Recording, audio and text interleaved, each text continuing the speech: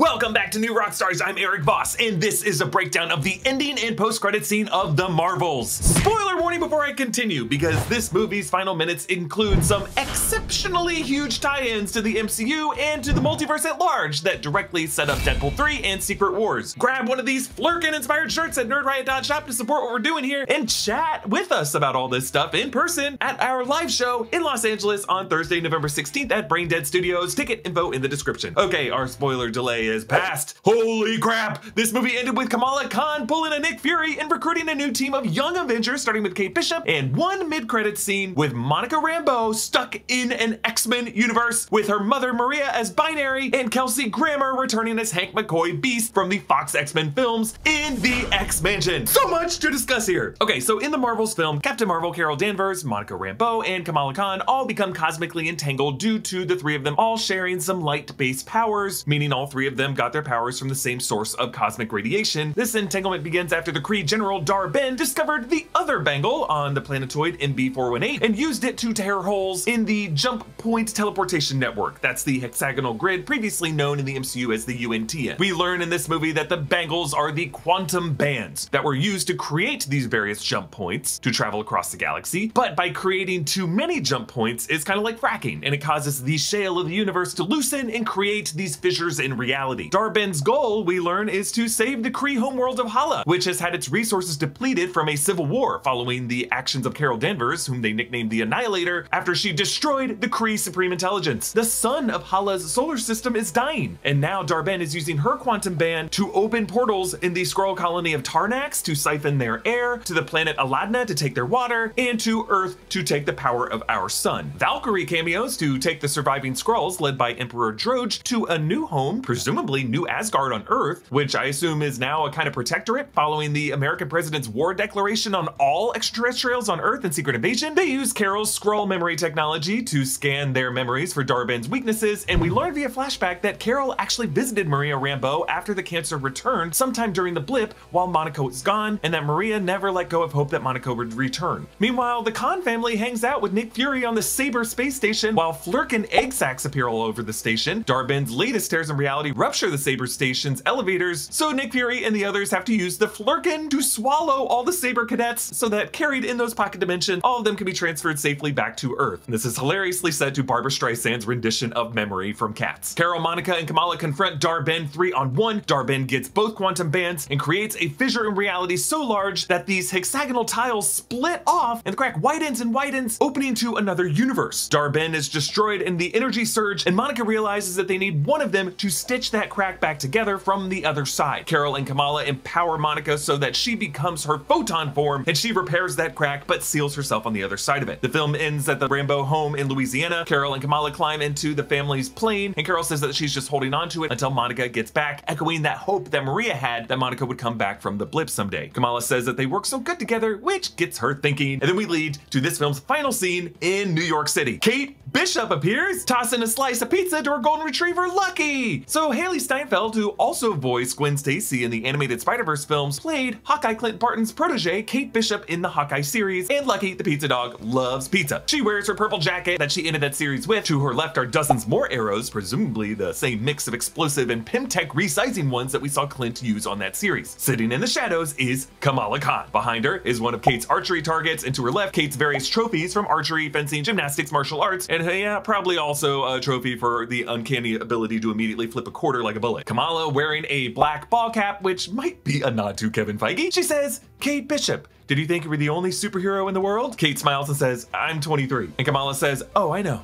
I've been reading up on you." And she holds up the glass tablet that Monica had used earlier in the film to bring up information on her. Saber must be sharing resources with the DoDC and other government agencies on superhumans and various vigilantes. By the way, we learned Saber stands for Strategic Aerospace, Biophysics, and Exolinguistic Response. Kate asks, "Where did you get that?" And Kamala says, "I found it under my couch." And I love this because earlier Kamala was sweeping up that mess, and she probably swept this awesome tablet under her couch to grab later and just played it cool. Kamala says, "You just became part of a larger universe," which at the moment is just me mostly. I do have feelers out though. "Did you know Ant-Man had a daughter?" Kate asks, "What do you want?" And Kamala says, "I'm putting together a team and I want you on it." And then after a pause, she follows up with, "Please?" And Kate kind of just smiles and tilts her head. So obviously Kamala is recreating the iconic very first MCU post-credit scene to the 2008 Iron Man film, in which Nick Fury appeared in the shadows of Tony Stark's mansion to recruit him to join the Avenger Initiative, and says pretty much the same words. You think you're the only superhero in the world?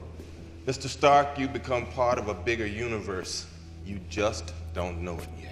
So did Nick Fury tell Kamala what he had told Tony Stark? Probably not, because Nick Fury is all about, everything being classified. Did the story get shared by Scott Lang in the This Powered Life podcast that Kamala used to learn what happened in the Battle of Earth and Endgame? I'm just thinking maybe a transcript or audio recording of that conversation was stored on the tablet. Kamala alludes to Scott Lang's daughter, Cassie Lang, played by Catherine Newton in Ant-Man and the Wasp: Quantumania, but Kamala should know that Scott has a daughter because he brings up Cassie Lang in his book, Look Out for the Little Guy, which Kamala would have read every page of. So yes, Kamala is putting together a Young Avengers lineup that will include herself and Kate Bishop and Cassie Lang. Other possible candidates could include Peter Parker, as well as Wanda's son, Billy Maximoff, aka Wiccan, who is believed to be played by Joe Locke in the upcoming series Agatha Darkhold Diaries. The lineup could also include Hulk's son, Scar, who was introduced at the end of She-Hulk, as well as America Chavez, and Riri Williams Ironheart. The Young Avengers usually includes Patriot Eli Bradley, who was played by Elijah Richardson in The Falcon and the Winter Soldier. There's also generally Nate Richards, aka Iron Lad, a variant of Kang the Conqueror, and Nazari Thompson played a young Victor Timely in Loki Season 2 Episode 3. One idea that we've discussed before is that while the adult Avengers are all off-world dealing with the multiversal crisis and Battle World in Avengers Secret Wars, some of these youths could hold things down on Earth. And if that ends up being the case, I don't think Peter Parker would be part of the Young Avengers lineup, and this could just be a film or like a Disney Plus series or some kind of event that features everybody else. Thank you to BetterHelp for sponsoring this video. If you're spending hours at the gym trying to get your body ready for the stress of the holidays, you might want to think about putting the same work into getting your mind ready for the stress of the holidays. And to do that, you'll want to get help from a licensed therapist with BetterHelp. Starting therapy can be hard. The right therapist for you might not be in your area, and some people struggle with the face-to-face interaction of therapy. With BetterHelp, you can have your therapy sessions as a phone call, as a video chat, or even via messaging if you prefer that. Whatever's the most comfortable version of therapy for you. Just click the link in the description and answer a few questions about what you're looking for from therapy and what your preferences are. BetterHelp will then match you with a therapist from their network that's right for you. And if you don't really fit with that therapist, which is a common thing with therapy, you can easily switch to a new therapist for no additional cost without stressing about insurance, who's in your network, or anything like that. Mental health is quite the journey, but it is an important one. To start your journey towards better mental health, click the link in the description or visit betterhelp.com/newrockstars to help support this channel and get you 10% off your first month with BetterHelp. Okay, onto the mid-credit scene. Monica wakes up in hospital bed with her mother Maria beside her, wrapped in a blanket, conveniently covering what she's wearing. This is a reversal of Monica undusting from the blip beside her mother's empty hospital bed. Monica says, "Mom?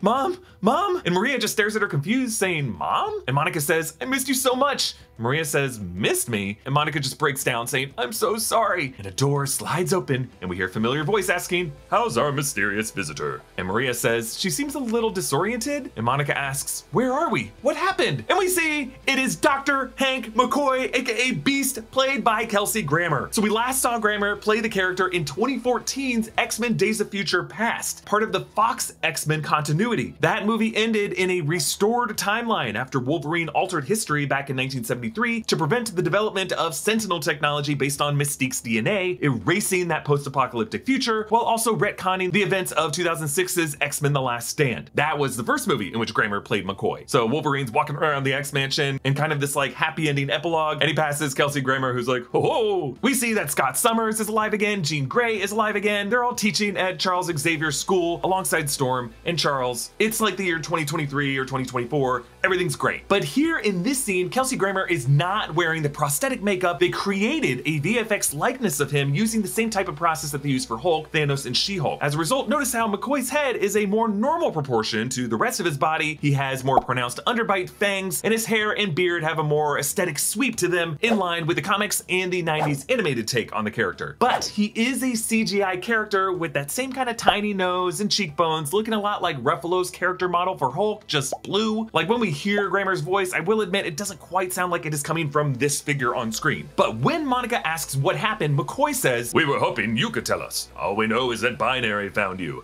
My theory, you somehow crossed through a tear in space-time. You are now in a reality parallel to your own, which is, of course, impossible." Maria, aka Binary, stands, her blanket falling off, revealing her fit, and passing a screen beside Monica that has an X symbol in the corner. And Binary asks, "You think there might be confusion happening?" And McCoy responds, "Confusion is but the first step on the journey to knowledge." And Binary's like, "Okay." And then she says, "I'll take it from here." And McCoy says, "Charles asked for an update." And then he leaves saying, "I'll come back and check on you later." And somehow avoids veering into Sideshow Bob to say, "Oh, Maria, you don't become a mutant scientist without learning a thing or two about the multiverse." And in this wide shot, we see the classic X doors on the basement level of Charles Xavier's mansion. And McCoy is wearing a white lab coat over no shirt, but pants colored dark blue, and a yellow border cut off at the calf. Yes, this is a universe where X-Men dress like X-Men. Binary, meanwhile, wears a white and red suit with 2 auburn-colored stars on the chest. And we push it on Binary as she asks Monica, "Who are you?" And Monica just sighs, "Oh shit." So if you were listening closely during this scene, you can actually hear 2 different X-Men film scores. John Ottman's X2 X-Men United theme and John Ottman's Days of Future Past score. So you hear the dark, brooding, that's from X-Men Days of Future Past, but also the that's from the X2 theme. This is the latest in Marvel Studios pulling classic X-Men riffs, like hearing Ron Wasserman's animated X-Men theme in Multiverse of Madness, and the music sting that accompanied the reveal that Kamala Khan is a mutant.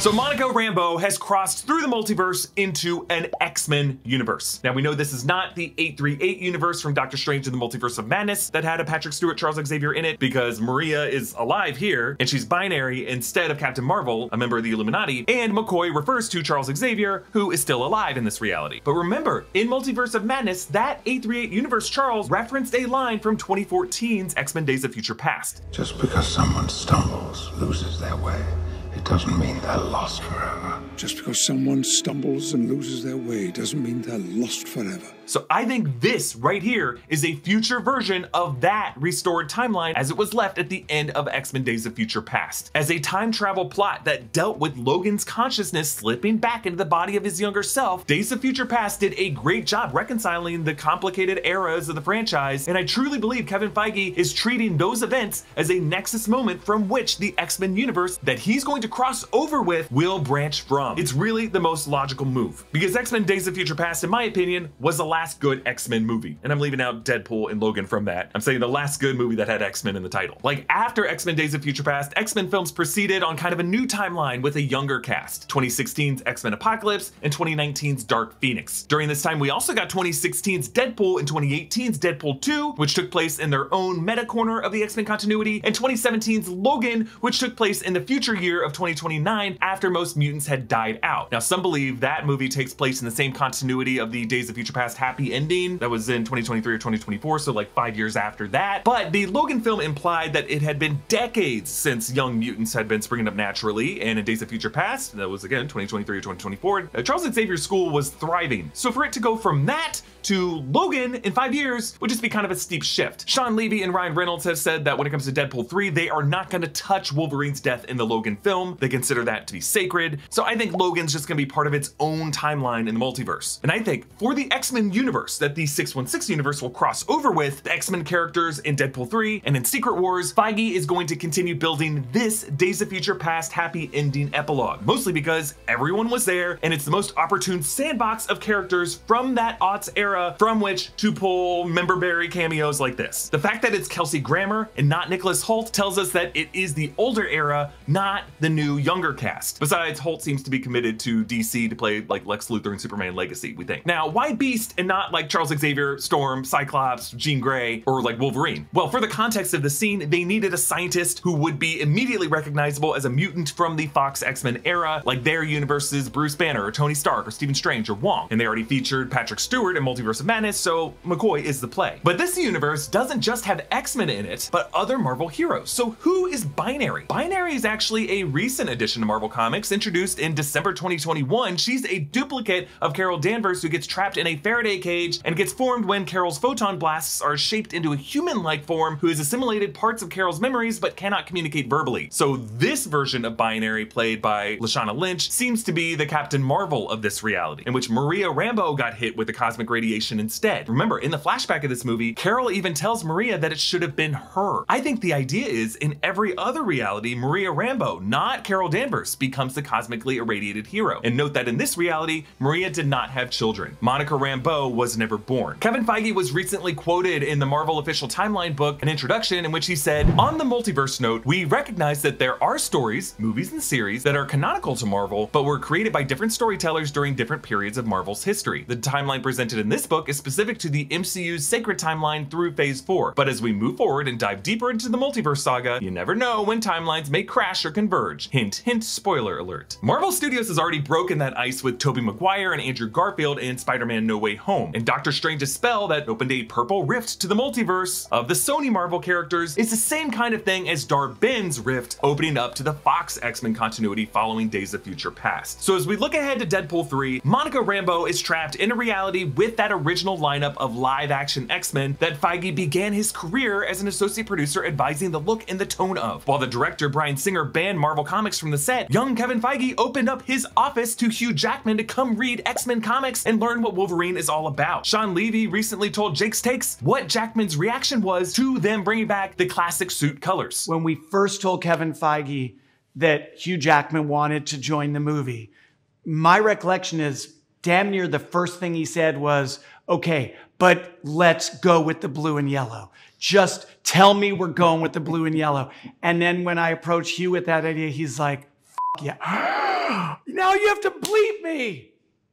But you get it. He was like, "Hell yes." So, for Avengers Secret Wars, expect a brawl among classic MCU Avengers and Fox-era X-Men actors that are wearing more vibrant suits. I recently made the case in a different video that 2014's Days of Future Past, 2016's Deadpool, and 2017's Logan are better than most MCU films. Not all MCU films, but most, which pissed a lot of you off. I'm not surprised. Look, I think the bad X-Men movies are much worse than the bad MCU movies, but I'm just saying this that Marvel Studios isn't the only franchise that has made good Marvel movies. I just think we need to rewatch all of the X-Men films, which is something this channel will be doing in 2024. So our Easter egg breakdown of the Marvels film is coming to this channel on Saturday. It's gonna be hosted by myself and Jessica Clemens. It's gonna be a lot of fun. Subscribe to all 3 channels in the New Rockstars network. Follow me on Instagram and Twitter at EA Voss. Thanks for watching, and I'll see you next time. Bye.